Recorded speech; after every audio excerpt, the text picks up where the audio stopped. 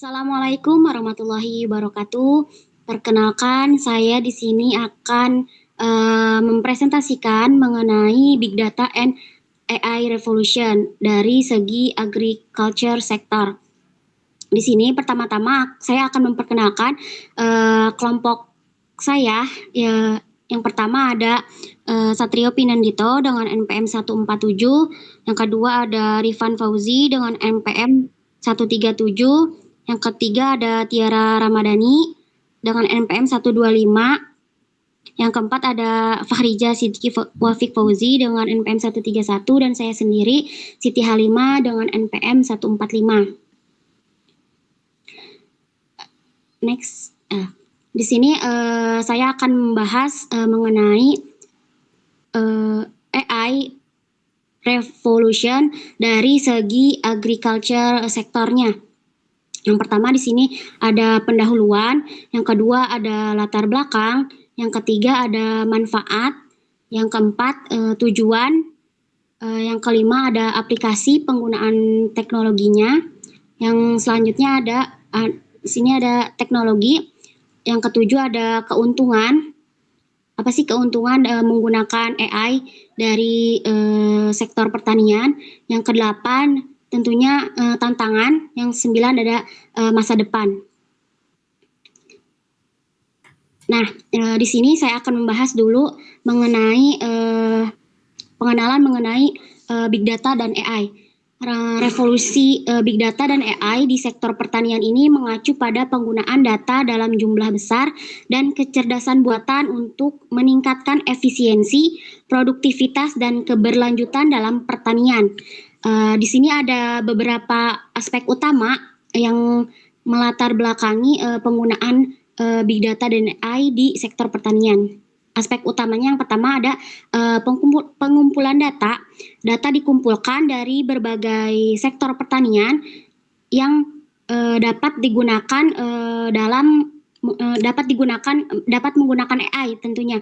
Yang kedua ada analisis dan prediksi dengan AI. Nah, proses analisis dan prediksi dengan AI ini diharapkan mampu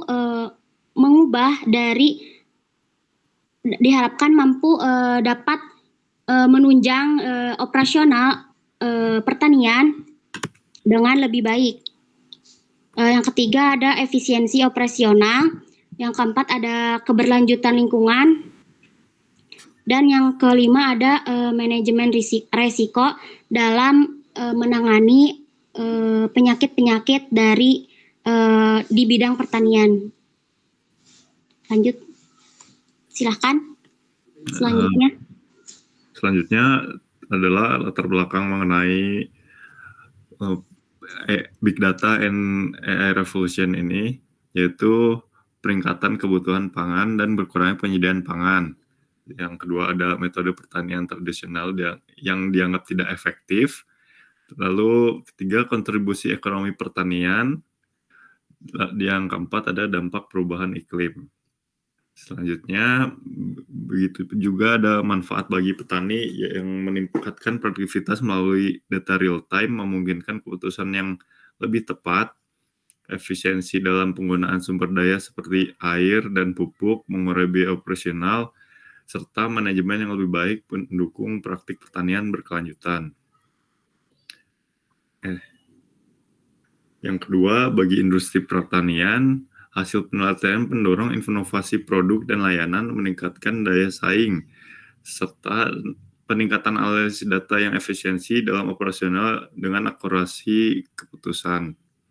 Selanjutnya yaitu manfaat bagi lingkungan, yang dimana mengurangi pencemaran air akibat penggunaan pupuk berlebih dan mencegah degradasi tanah, serta mendukung keberkelanjutan ekosistem dan melindungi keanekaragaman hayati.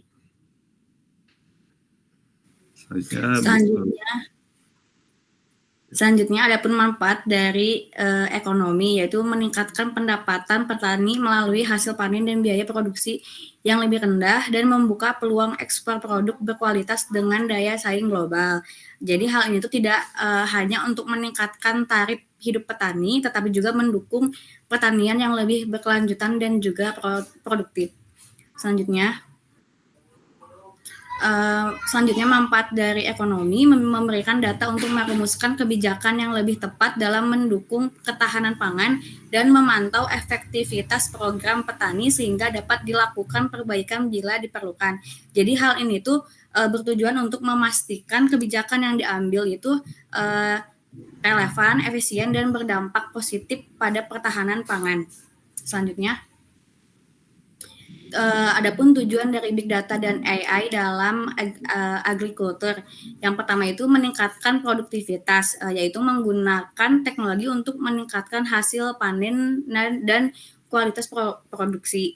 Selanjutnya mendukung ekosistem pertanian, yaitu mendukung keterlibatan generasi baru melalui smart farming. Jadi smart farming itu pendekatan modern dalam pertanian yang memanfaatkan teknologi seperti IoT. Selanjutnya yang ketiga ada meningkatkan akses pasar, yaitu teknologi membuka akses petani ke pasar yang lebih luas dan fasilitas keuangan.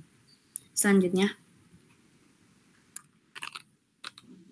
Oke, selanjutnya mengenai AI ini itu dalam segi pertanian ada pengaplikasian Big Data dan AI dalam agrikultur memerlukan beberapa komponen. Yang pertama ada data petani, konsumen, waktu panen, pestisida dan pupuk. Yang kelima ada data hama, keenam cuaca, ketujuh ada data tanah, kedelapan data benih, dan yang terakhir itu data supply dan kebutuhan. Lanjut. Nah, untuk teknologi dalam pertanian ini menggunakan solusi inovatif seperti IoT, AI, dan Big Data untuk meningkatkan efisiensi, produktivitas, dan keberlanjutan. Dengan data real time dan analisis cerdas, teknologi membantu petani mengoptimalkan sumber daya, mengurangi dampak lingkungan, dan menghadapi tantangan global seperti kebutuhan pangan dan perubahan iklim. Contoh teknologinya yaitu IoT, AI, satelit dan drone, lalu Big Data. Selanjutnya silakan Pak Riza. Oke, selanjutnya di sini ada bagian untuk keuntungan. Keuntungannya di sini yang pertama meningkatkan produktivitas, dan tentunya dengan adanya AI ini akan meningkatkan efisiensi, yang dimana efisiensi ini akan lebih efisien lagi ke depannya jika kita menggunakan Big Data dan AI di sini. Lalu ekonomi tadi sudah dijelaskan juga oleh Tiara, yang dimana bisa meningkatkan taraf ekonomi dari para petani dan juga sektor-sektor yang berhubungan dengan hal ini. Dan tentunya kita tidak akan melupakan bahwa lingkungan juga akan sangat terbantu, di mana kita bisa mengecek apakah dari tanah tersebut bisa digunakan atau tidak, dan juga apabila nanti ada hama, pestisida, dan lain-lainnya bisa terkontrol dengan baik. Dan distribusi di sini kita bisa mendistribusikan lebih jauh lagi dan juga lebih baik lagi untuk dari hasil pasarnya itu sendiri. Lalu ada manajemen.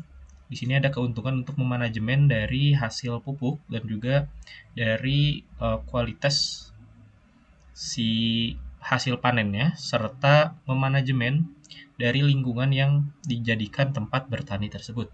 Lalu ada prediksi. Nah, di sini akan memprediksi jika hasil panen tahun ini adalah sekian dengan caranya yang sekian, maka di tahun depannya atau beberapa tahun kemudian akan menghasilkan hasil panen yang seperti apa gitu. Itu salah satu contoh dari prediksinya.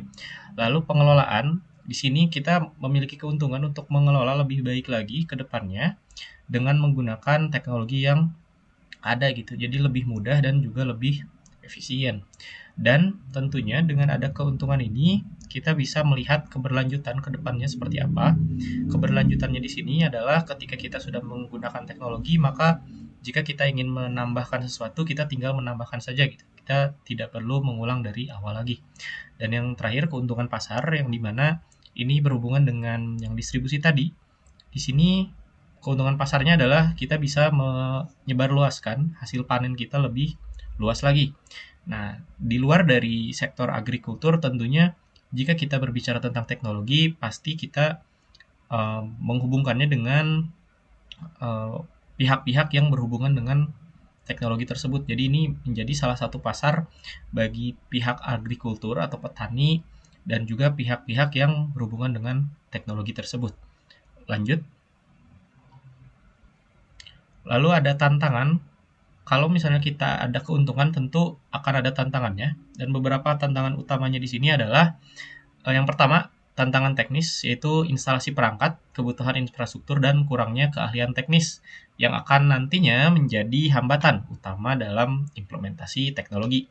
Jadi, jika kita pertama kali memang akan sangat sulit sekali untuk menginstalasi dan juga menggunakan keahlian teknis dari si penggunanya. Lalu yang kedua, ada keuangan. Biaya awalnya ini akan sangat tinggi jika kita ingin menginstal atau kita ingin memasang perangkat, dan juga pemeliharaannya ini membuat banyak petani kesulitan untuk masalah keuangan. Tapi jika memang sudah settle di awal, maka pada akhirnya akan lebih mudah gitu. Lalu organisasi. Dan di sini ada koordinasi antara pemerintah, perusahaan teknologi, dan juga petani yang nantinya akan seringkali rumit dan membutuhkan manajemen yang lebih efektif.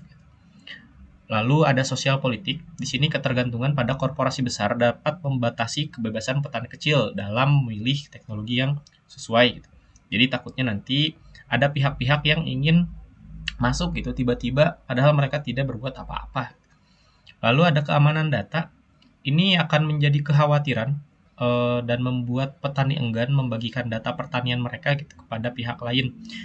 Nah, di sini berarti harus diciptakan kepercayaan antara pihak penyedia jasa atau penyedia layanan ke pihak petaninya. Lalu yang terakhir ada adopsi dan persepsi. Tentu di sini akan sangat sulit juga, di mana banyak petani masih skeptis terhadap teknologi baru dikarenakan kurangnya edukasi dan pengalaman yang langsung gitu.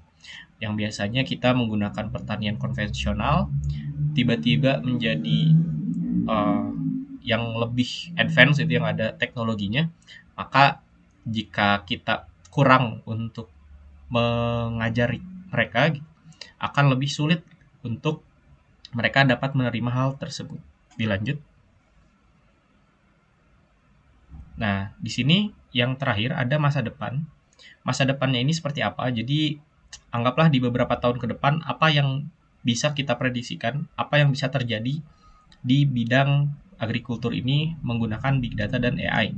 Yang pertama, itu kita pasti akan melihat pertaniannya ini akan lebih tangguh lagi ke depannya, akan lebih modern lagi. Dan juga yang kedua, rekayasa genetik akan lebih sering digunakan dan juga akan lebih menghasilkan hasil yang bagus, walaupun pada saat ini rekayasa genetik pada tumbuhan dan juga hewan ini sudah dilakukan, tapi di beberapa tahun kemudian atau di beberapa tahun ke depan akan lebih bagus lagi hasilnya. Dan yang terakhir, akan terciptanya teknologi terbaru untuk membantu dalam sektor pertanian. Dilanjut. Nah, terima kasih telah memperhatikan. Mohon maaf apabila ada kesalahan dan kekurangan. Kurang dan lebihnya mohon dimaafkan. Wassalamualaikum warahmatullahi wabarakatuh.